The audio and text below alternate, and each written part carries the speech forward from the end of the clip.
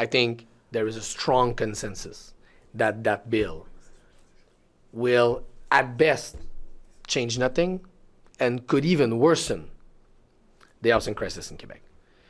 You know, Jonathan Simard, the man who is facing an eviction with his 4 little kids in Shawinigan, that bill would not have protected him against an eviction. Maybe he would have had 6 months of rent in exchange of getting it thrown out of his apartment. But you know what he told me? He told me, I don't want 6 months rent. I want to keep my apartment.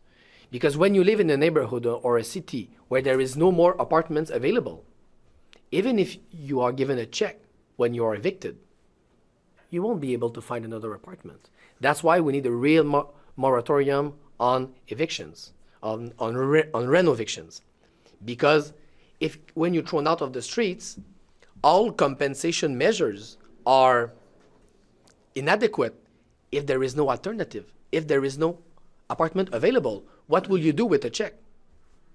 What message do you think it sends that she would publish an open letter? I think she's on the defensive. I think it's a desperate tentative to defend herself, to try to save the appearances. But I think it's desperate. I think a majority of Quebecers agree that, you know, of course, the lease transfer is not a perfect mechanism. But when there is nothing else, it's an imperfect mechanism that is protecting real people from rent increases that people don't have the means to pay. And it's a big mistake to throw that away.